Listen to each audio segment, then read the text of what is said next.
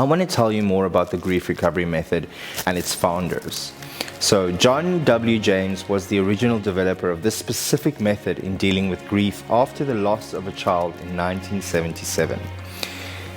He was later joined by Russell Friedman, who attended one of John's seminars at the Grief Recovery Institute on grief.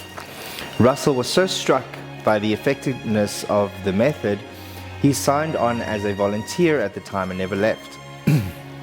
And so over the next few years, the two of them streamlined the method into a practical handbook.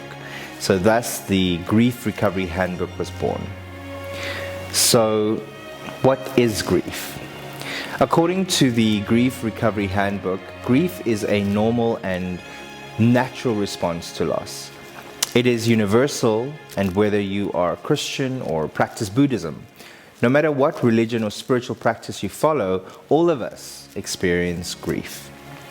Grief is also the conflicting feelings caused by the end of or change in a familiar pattern of behavior.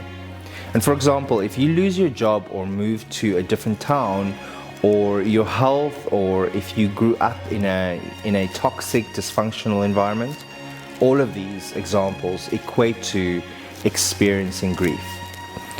Based on this, we can see that grief is not just about the physical loss of a significant person in our lives caused by death.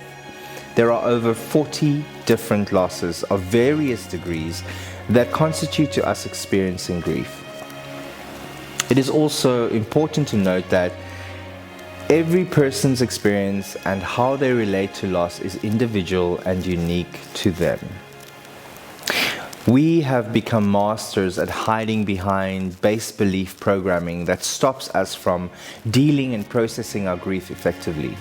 Society almost shuns us when we grieve publicly and want to drive the narrative that expressing ourselves around the subject of death and loss is taboo, that we need to be strong and we shouldn't cry. These are, along with other examples, what we are taught from an early age on how not to deal with loss. We are taught that we should put on a smile and hammer on through. Everything's fine, I'm okay, nothing to see here. And so we compound this grief, and it sits there and builds up in our body, inciting toxic behavioral patterns that can be quite damaging to ourselves and our loved ones, or worse, activating our genes to express themselves abnormally in the form of disease and illness. And so the grief recovery method really helps us to delve into these relationships and into the relationships we have with our unique, significant loss. It helps us understand where exactly some of our short-term energy release behaviors stem from. For example, drinking excessively or shopping excessively in light of a recent loss. We then in turn result into other damaging situations that make life more challenging and might end up in more grief, a sort of downward spiral. This method creates a bird's eye view of the significant losses that we've incurred over time, and also helps us to unpack significant relationships and the impact those relationships had on us.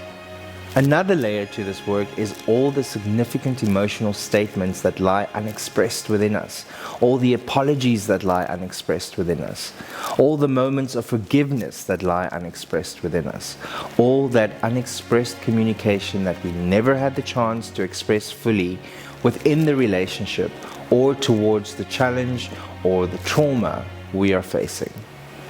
The grief recovery method gives us the tools and skill set to be able to open up and express that. It leads towards a process that we refer to as completion.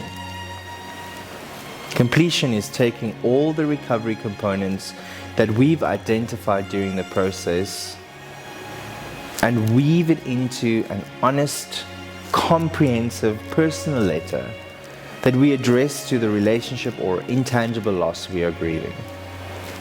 When we have the opportunity to express that communication in a safe space and offload all that toxic weight we've been carrying around, it's tremendously healing, and we can make space for more peace within.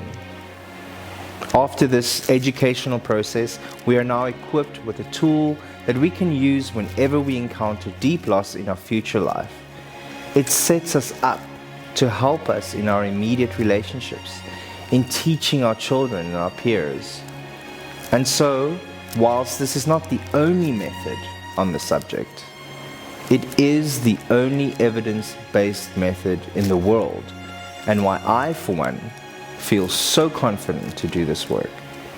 Knowing that the science behind it, the proof behind it is sound, makes me feel even more secure in advocating for the grief recovery method.